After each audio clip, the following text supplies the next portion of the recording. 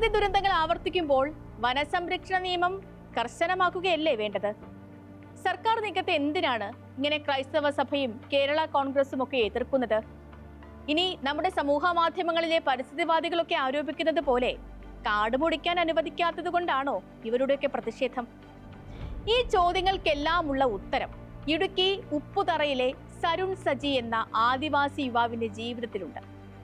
Kizhukanam forest officer വ്യക്തിവിരോധം തീർക്കാൻ പിടിച്ച് ജയിലിലിട്ടത് സരുണിന്റെ ഓട്ടോറിക്ഷയിൽ നിന്നും കാട്ടിറച്ചി പിടിച്ചു എന്ന കേസ് ചുമത്തിയാണ്. മാട്ടിറച്ചിയാണെന്ന് കണ്ടെത്തിയ പരിശോധനാ ഫലം മറച്ചുവെച്ച് പിന്നെയും ദ്രോഹിച്ചു.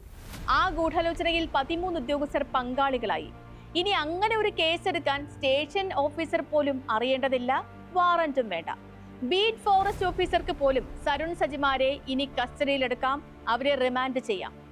വനാതിർത്തിയിൽ താമസിക്കുന്നവർ ചുള്ളിക്കമ്പ് അടുപ്പിലേക്ക് എടുത്തു എന്ന പേരിലോ വളർത്തുമൃഗം കയറു പൊട്ടിച്ചോടി എന്നതിന്റെ പേരിലോ വരെ കേസെടുക്കാനും പിഴ ചുമത്താനും അധികാരം നൽകുന്ന വകുപ്പുകളിലാണ് ഇപ്പോ മലയോര മേഖലയിൽ ആകെ പ്രതിഷേധം ആളിക്കത്തുന്നത്. ആ വകുപ്പുകളൊന്നും വനം കയ്യേറ്റത്തെ തടയുന്നില്ല. തടയുന്നത് കുടിയേറിയെത്തിയ കർഷകരുടെ ജീവിതത്തെയാണ്. സ്പോട്ട്ലൈറ്റ് ആരംഭിക്കുന്നു. വനം മന്ത്രി ഇപ്പോൾ വെട്ടുന്ന കാട് ആർക്കുവേണ്ടി? വനം സംരക്ഷണവും നാടിന്റെ അതിജീവനവും തമ്മിലുള്ള നൂൽപാലം നേർത്ത് ഇപ്പോൾ ഒരു വാഴപ്പിണ്ടി നാര് പോലെ ആയിക്കഴിഞ്ഞു. ഒന്നൂതിയാൽ തകരുന്ന വിടവ് മാത്രമേ ഇപ്പോ രണ്ടും തമ്മിലുള്ളൂ. അതുകൊണ്ട് വനസംരക്ഷണത്തിന് എന്ന പേരിൽ നടപ്പാക്കുന്ന ഏതു നിയമത്തെയും എതിർക്കുന്നവരെയും കൊള്ളക്കാരും കാട്ടുകള്ളന്മാരുമാക്കി കളയും.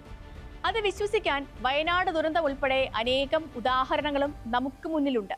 മന്ത്രി AK ശശീന്ദ്രൻ ഒപ്പിട്ട പുതിയ വന നിയമ ഭേദഗതിയുടെ കരട് വായിച്ചാൽ ഒരു കാര്യം നമുക്ക് വ്യക്തമാകും. ഈ ഭേദഗതി മുഴുവൻ ഓരോ വനം വകുപ്പ് ഉദ്യോഗസ്ഥനും അളവില്ലാത്ത അധികാരം നൽകാനാണ്. 1000 രൂപ പിഴയുണ്ടായിരുന്ന കേസിൽ 25,000 രൂപ പിഴ ഏർപ്പെടുത്തിയാൽ സാധാരണ എന്താവും സംഭവിക്കുക? കൈക്കൂലി വർദ്ധിക്കും. അങ്ങനെയാണ് ലോകമെങ്ങുമുള്ള അനുഭവവും. 1000 രൂപ മാത്രം പിഴയുള്ള കാലത്ത് അതൊടുക്കി തടിതപ്പിയിരുന്നവരാണ് നിയമലംഘകർ. എന്നാൽ പിഴ 25,000 ആക്കുന്നതോടെ കൈക്കൂലിയായി 5,000 കൊടുക്കുന്നതാണ് ലാഭം എന്നൊരു നില വരും. കുട്ടിക്കാനത്തെ സൂരജ് സജിയുടെ കേസ് നൽകുന്ന ആ തിരിച്ചറിവ് കൂടിയാണ്. ആദ്യം പുതിയ നിയമത്തിൽ പറയുന്നത് എന്തൊക്കെയാണെന്ന് നമുക്ക് നോക്കാം. വനാതിർത്തിയിൽ താമസിക്കുന്ന ബഹുഭൂരിപക്ഷത്തിനും ആകെയുള്ളത് കൈവശാവകാശ രേഖ മാത്രമാണ്. 1960 മുതലൊക്കെ താമസിക്കുന്ന സ്ഥലത്തിന് പോലും പട്ടയം കിട്ടാത്തവരാണ് അവിടുത്തെ ബഹുഭൂരിപക്ഷവും. അവർ വനാതിർത്തി ലംഘിച്ചു നടന്നാൽ വാറന്റ് ഇല്ലാതെ ബീറ്റ് ഫോറസ്റ്റ് ഓഫീസർക്ക് അറസ്റ്റ് ചെയ്യാം. അങ്ങനെ വനത്തിൽ കടന്നാൽ പിഴ ഇതുവരെ 1000 രൂപയായിരുന്നു. ഇനി അത് 25,000 രൂപയാകും. പുതിയ നിയമം അനുസരിച്ച് ബീറ്റ് ഫോറസ്റ്റ് ഓഫീസർ നൽകുന്ന കടലാസ് മാത്രം മതി കേസെടുക്കാനും അതുപോലെ പിഴയിടാനും. ഇടുക്കി ജില്ലയിലൊക്കെ 40 മുതൽ 50% വരെ കുടിയേറ്റ കർഷകരും വനാതിർത്തി പങ്കിടുന്നവരാണ്. കാട്ടിൽ നിന്ന് വിറകും മണലും എടുത്തു എന്ന് തെളിയിച്ചാൽ തന്നെ ജാമ്യമില്ലാതെ അകത്തിടാം.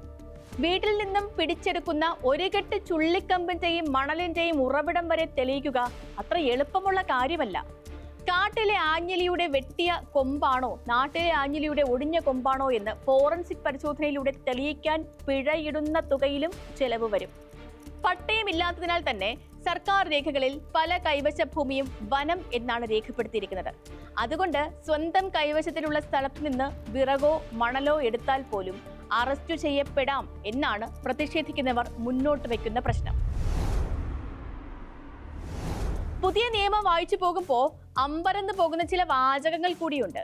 അതായത് വനം വകുപ്പ് ഉദ്യോഗസ്ഥരെ തടസ്സപ്പെടുത്തിയാൽ ഇനി ജാമ്യമില്ലാ വകുപ്പിൽ അറസ്റ്റ് ചെയ്യും. വയനാട്ടിലും കണ്ണൂരിലും ഇടുക്കിയിലും ഒക്കെ വന്യമൃഗത്തിന്റെ ആക്രമണത്തിൽ നിരവധി ജീവനുകൾ നഷ്ടപ്പെട്ടതാണ്. അപ്പോഴൊക്കെ വലിയ പ്രതിഷേധങ്ങളും ഉയർന്നതാണ്. മൃതദേഹവുമായി വഴിതടഞ്ഞായിരുന്നു ആ പ്രതിഷേധങ്ങളൊക്കെ.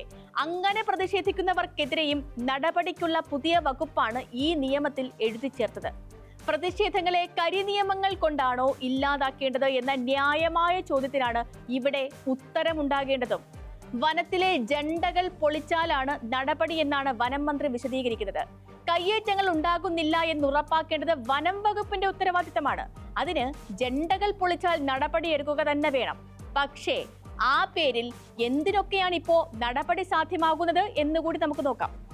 കാട്ടിൽ ഒരു തുണ്ട് പ്ലാസ്റ്റിക് കണ്ടു എന്ന പേരിൽ, വനാതിർത്തിയിലെ പുഴയിൽ കുളിച്ചു എന്ന പേരിൽ, മീൻ പിടിച്ചു എന്ന പേരിൽ, കുരങ്ങിനോ മാനിനോ തീറ്റ കൊടുത്തു എന്ന പേരിൽ പന്നിയെ കൊല്ലാൻ ഇതേ വനം വകുപ്പ് അനുമതി നൽകിയ തോക്ക് കൈവശം വെച്ചു എന്ന പേരിലൊക്കെ കുടിയേറ്റക്കാർ ക്രൂശിക്കപ്പെടാം. അങ്ങനെ എടുക്കുന്ന കേസുകളിൽ കൈവശ ഭൂമിയിലെ ചുള്ളിക്കമ്പ് പോലും വനത്തിലെ മരകഷ്ണമായി മാറുകയും ചെയ്യും. അവിടെയാണ് ഈ നിയമം വലിയ വെല്ലുവിളി ഉയർത്തുന്നത്. ക്രിമിനൽ സംഘത്തെ നേരിടുന്ന നിയമങ്ങൾ കൊണ്ടാണോ പാവപ്പെട്ട ഇത്തരം കുടിയേറ്റം ജനതയെ നേരിടേണ്ടത്? അവർ സർക്കാർ കാലാകാലങ്ങളിൽ നൽകിയ കൈവശാവകാശ രേഖയും പട്ടയവും ഉപയോഗിച്ച് താമസിക്കുന്നവരാണ്. അവർ ചെയ്യുന്ന നിയമ ലംഘനങ്ങൾക്ക് പിഴയിടാൻ ജനാധിപത്യ രീതിയിൽ ഒരു മാർഗമുണ്ട്. അത് നിങ്ങൾ ഒരു തെറ്റ് ചെയ്തു എന്നറിയിച്ച് നോട്ടീസ് അയക്കുകയാണ്. ആ നോട്ടീസ് അനുസരിച്ച് കോടതിയിൽ ഹാജരായി സ്വന്തം ഭാഗം വിശദീകരിക്കാം. അല്ലെങ്കിൽ തെറ്റാണ് ചെയ്തത് എന്ന് ബോധ്യമുണ്ടെങ്കിൽ പിഴയടയ്ക്കാം.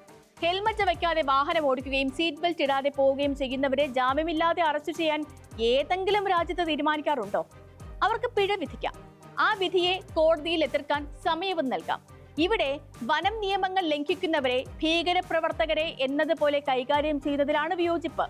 പോക്സോ കേസും UAPA കേസും പോലെ വനം നിയമ ലംഘനങ്ങൾ ജാമ്യമില്ലാ അറസ്റ്റിനുള്ള വകുപ്പാക്കുന്നത് കൊണ്ട് ഒരൊറ്റ നേട്ടമേ ഉണ്ടാകുന്നുള്ളൂ. ഉദ്യോഗസ്ഥർക്ക് നാട്ടുകാരോടുള്ള ദേഷ്യം അങ്ങ് തീർക്കാം. റേഞ്ചർ ഭരണകൂടത്തിന് റേഞ്ച് കൂട്ടാനാകരുത് ജനാധിപത്യ സർക്കാരുകൾ ഉണ്ടാക്കുന്ന നിയമങ്ങൾ എന്ന് മാത്രം പറഞ്ഞുകൊണ്ട് ഇന്നത്തെ സ്പോട്ട്ലൈറ്റ് പൂർണ്ണമാകുന്നു. നാളെ മറ്റൊരു വിഷയവുമായി വീണ്ടും.